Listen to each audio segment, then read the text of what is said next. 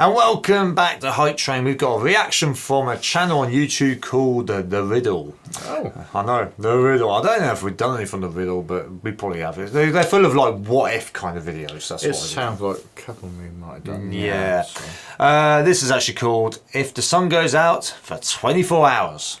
I don't know if I want to know that one. That'd be interesting, wouldn't it? That will be. Get a bit cold. I'd imagine. Yeah, definitely. Yeah, I can't think of the city where it actually almost does that for like 6 months of the year, don't they?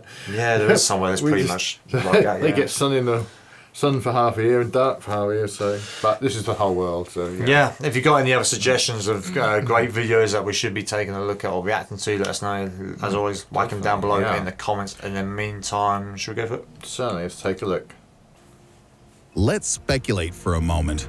What would happen if our sun suddenly went out for an hour, or for a month, or let's say even for a whole year? What would happen to mankind? The very last photons from the surface of our star and the last particles that make up the solar wind have started their final flight towards the Earth. No one yet suspects that the heart of our solar system has stopped functioning. 8 to 9 minutes later, and the sky suddenly turns black. Darkness descends upon the entire planet. No matter whether at the moment it's the deep dark of midnight or a bright, sunny noontime at your location, you can quickly and easily see the difference. Scary, the stars are now all clearly visible against the sheer black backdrop of the sky. The moon is not visible at all, since there is no longer any sunlight for it to reflect. A moment before the onset of the enshrouding darkness, bright northern lights may appear due to changes in the magnetic field around the Earth and disturbances in the ionosphere. The most dreadful consequence of all is the complete and utter cessation of the process of photosynthesis, resulting in plants and cyanobacteria no longer producing oxygen. This will soon lead to, how shall we say, difficulties for every living being.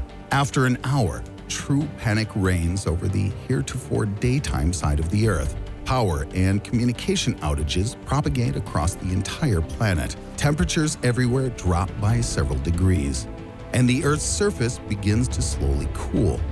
But from the inside, the planet is still heated by its molten core. 24 hours in, dawn has not and will not arrive. Panic and chaos are enveloping the entire world. State authorities have almost zero control over the situation. Humankind is trying to figure out what the hell happened while coping with massive power and water supply outages. The temperature on the surface falls to between 5 to 7 degrees Celsius. Toilet rolls sell out. That's about 41 to 45 degrees Fahrenheit, and has now decreased by about 15 to 20 degrees Celsius. That's a drop of about 30 degrees Fahrenheit. Some species of plants and microorganisms begin to die. The inhabitants of the oceans, for the time being, feel almost no changes. After 7 days, it's still dark.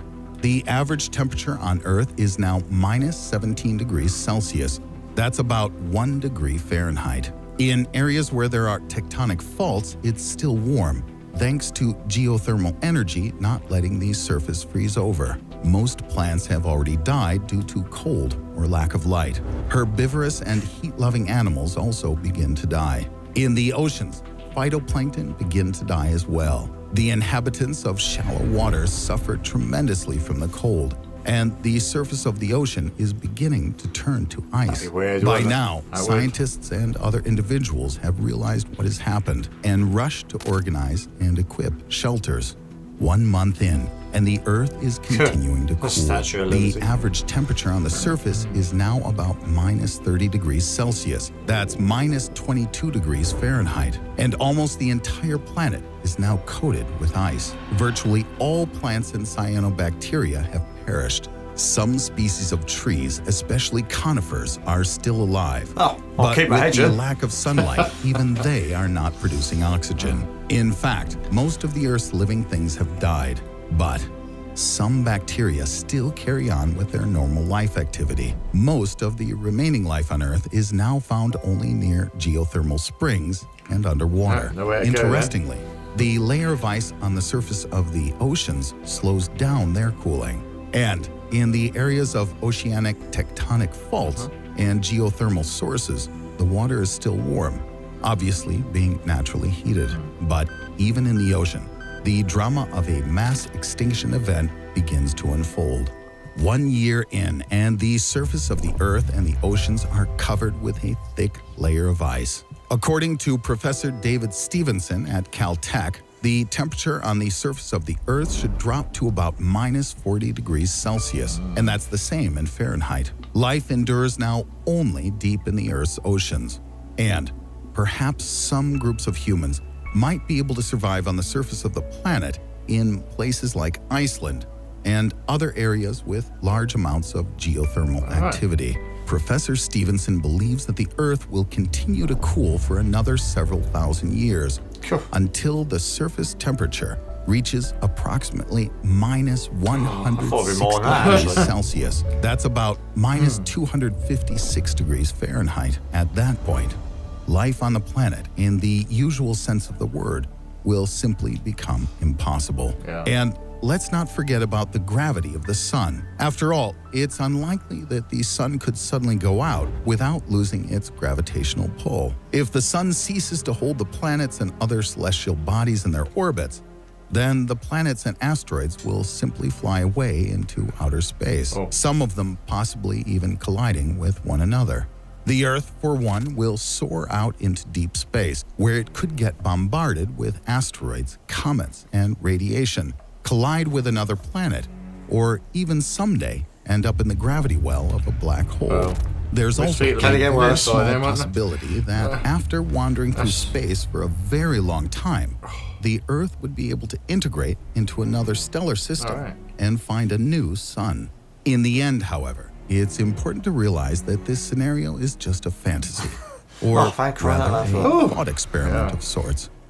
As for the real future of our star, in a couple of billion years, the sun will swell and turn into a red giant. Our star will swallow Mercury and Venus, and Earth and Mars will become heated up to several thousand degrees. In 5 billion years, the sun will explode and throw off its outer envelope, leaving at the center of the solar system a gradually cooling stellar core, a white dwarf, around which will orbit whatever remains of the solar system after the explosion. Concerning humankind, its fate remains unknown.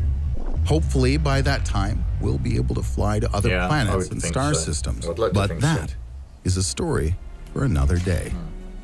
My guess is Trump will have that on the top of his agenda straight away.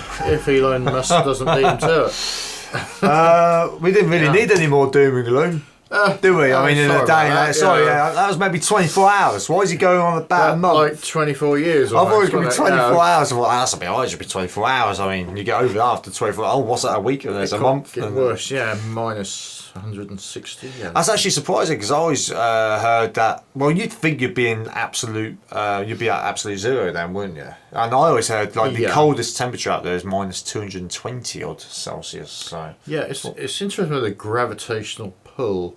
I mean, if there's no gravity, would you go down? Because there's no gravity pulling you down. So would you just drop out the sky until you meet the next big thing that gets you within a gravitational pull again? Going round, would everything just sit still? Well, I know the Earth would. They always said about that, because the Moon is actually slowing us down now, isn't it? Because it's getting further away, so we're slowing down as far as the rotation of the Earth goes. Would you be dragged to another solar system? Maybe that's what he means. But you'd fall into another solar system, wouldn't you? So, or into another galaxy, into another solar system. So, let us know your thoughts on that sombering piece of material down in the comments. If you've got any more cheerful ones you'd like to see, stop requesting all the somber ones, will you? I don't know.